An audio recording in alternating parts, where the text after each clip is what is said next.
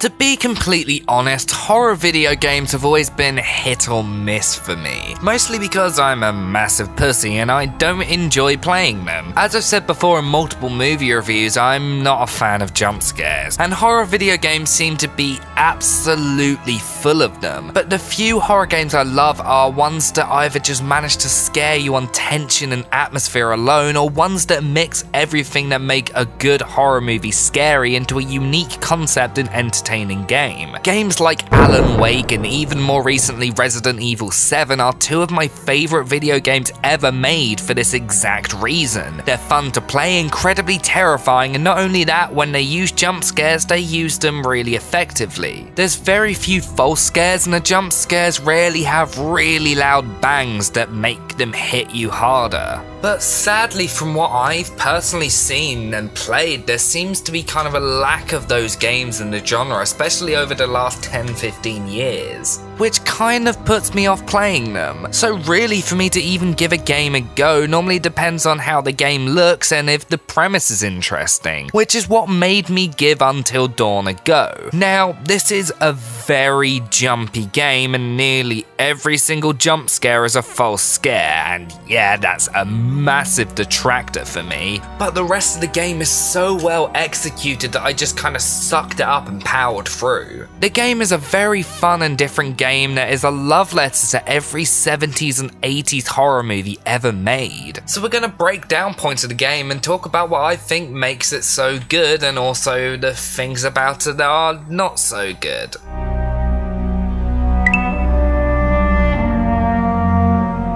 The game starts off with a group of friends staying together in a lodge. The character Mike pretends to seduce the character Hannah while all the other people in the lodge hide in the room. When Hannah realizes it was just a prank,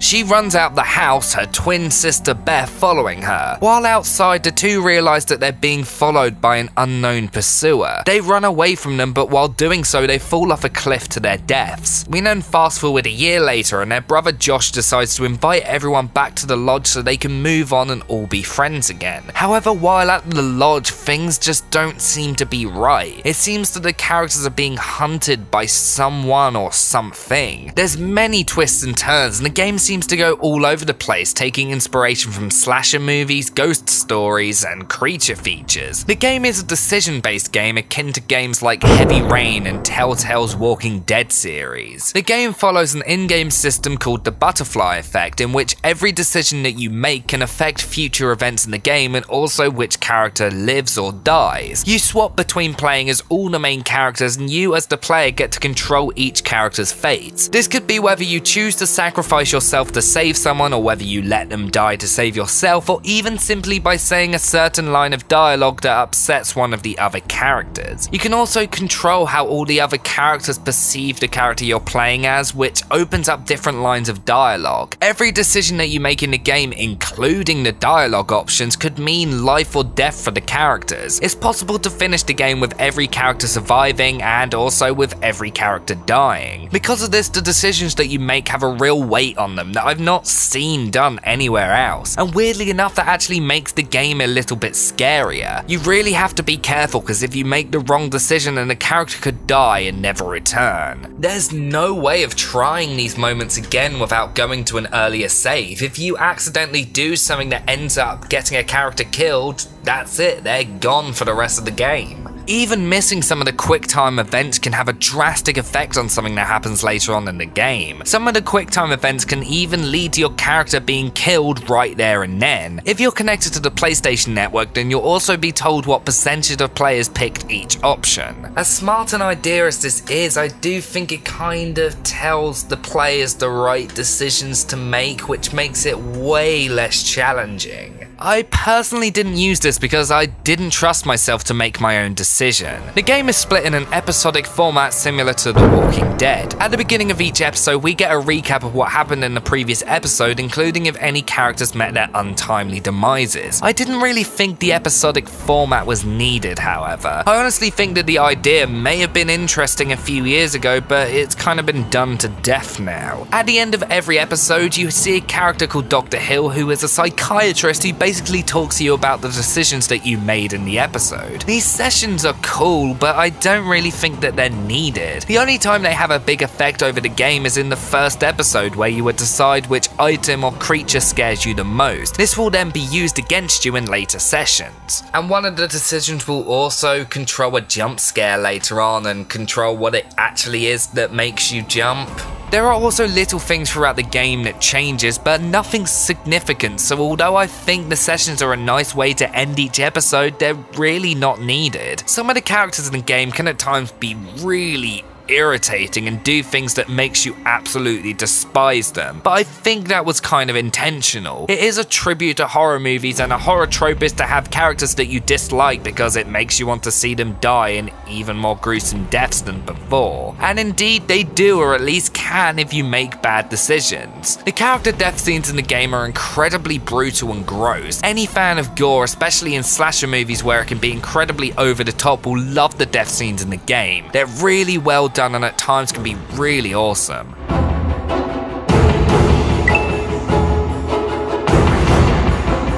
Until Dawn is a third-person game similar to games like the early Silent Hill and Resident Evil games. And what I mean by that is that similar to those games, it uses very static camera angles. You don't get control over where the camera goes, it's mapped to follow the character in a certain direction. This is to make each moment look cinematic and like you're playing a movie or a TV show. However, in my opinion, I don't think the camera really works at all.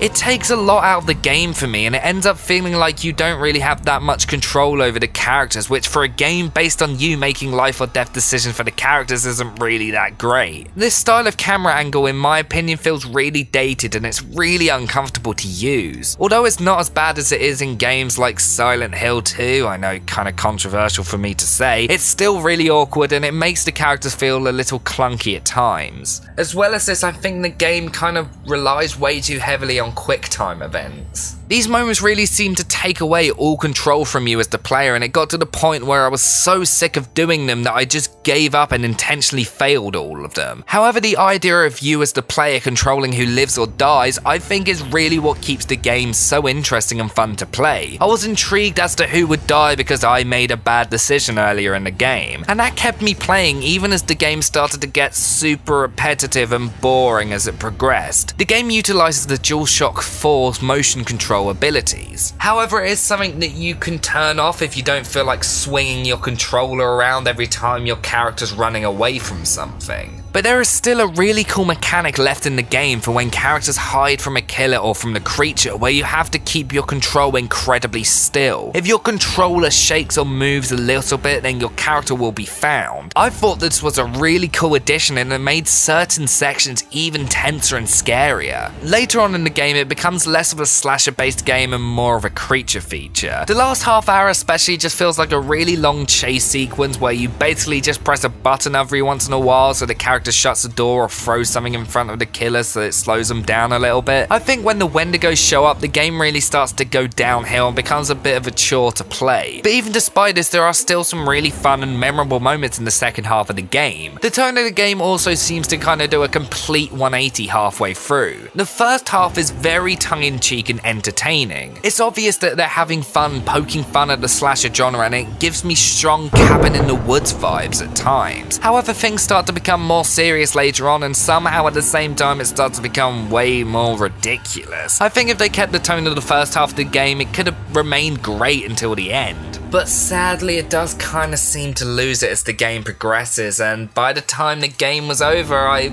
honestly was kind of glad.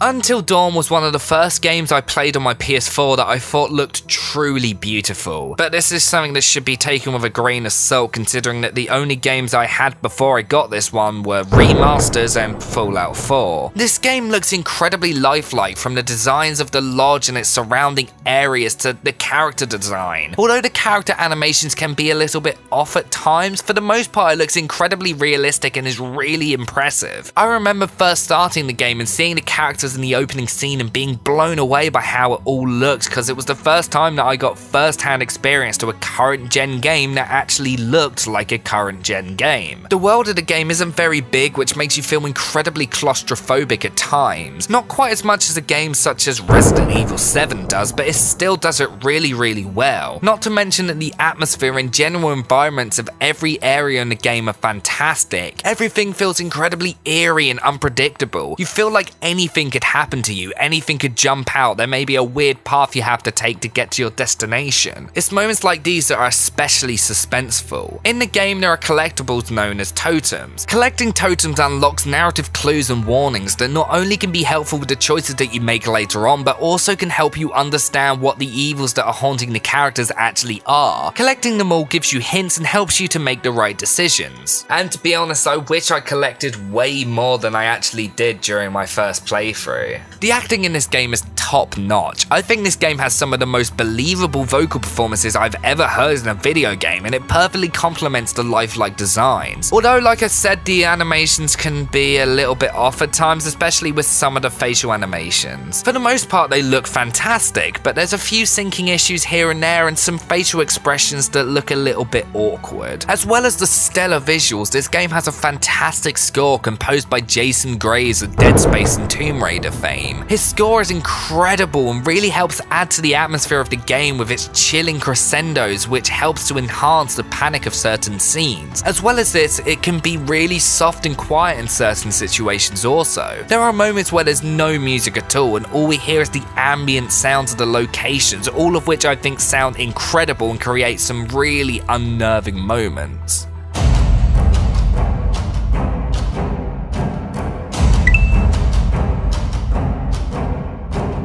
Until Dawn is not a perfect game by any means, but it's definitely one of the better horror games I've played from this current generation. It's a love letter to corny horror movies, and although at times kind of makes fun of the genre, it also remains very true to it. The visuals, soundtrack and acting all help create the feeling of being part of a truly really good horror movie. And the scares are really good also for the most part, but I think they kind of use way too many jump scares, and it definitely could have been toned down significantly. For the most part, the jump scares are from characters intentionally scaring other characters as a joke, and it gets boring incredibly quickly. The narrative of the game is incredibly smart, and I love the decision-based aspect of the story and gameplay. Many games have done similar things, but I don't think I've played any other game that nails it quite as well as this game does. And this really increases the replay value because you want to try and play it as many times as you can to get as much of the content as possible. And I think it's definitely going to take a lot of replays to get everything out of it. My biggest problem with the game though is how the second half really loses steam compared to the first half. Not only this, but also the camera angles are incredibly wonky and dated at times. It can make the game feel really tiresome, especially later on. But regardless, if you're a fan of horror games or decision-based games in general, this is definitely one that I highly recommend, especially if you can put up with the classic horror game camera style that in my opinion should have died with the PlayStation 2. So I give Until Dawn an 8 out of 10. Hi guys, so thanks for watching my second ever game review. This is something that I kind of want to do a lot more in the future. I just got a brand new capture card recently, as well as I just got a Nintendo Switch recently, so I'm hoping to do more game reviews sometime in the future. It's not something that's guaranteed, but I definitely want to talk about video games a lot more because it's something that I did a little bit in the past and really enjoyed doing, so it's something I want to get back into. I've also thought about doing possibly live streams and stuff in the future if that's something that people would like to see. I don't know, I'm just throwing ideas out there, but I definitely want to talk about video games a lot more in the coming future. Also, I want to quickly say I apologise for there not being a list video last week like there has been every Friday so far this month, but there was a few reasons for that, including the fact that I didn't get it done in time, and also I decided that I was going to extend the amount on the final list of the month and actually do twice the length that I've been doing before. So instead of doing a top 10 list, it's going to be a top 20 list. So it's going to be a very long video, and it's going to be definitely a good way to almost end the month. I'm thinking possibly maybe not doing it on the Friday and actually doing it on the 31st of October as the last ever horror season video, but I'm not 100% sure.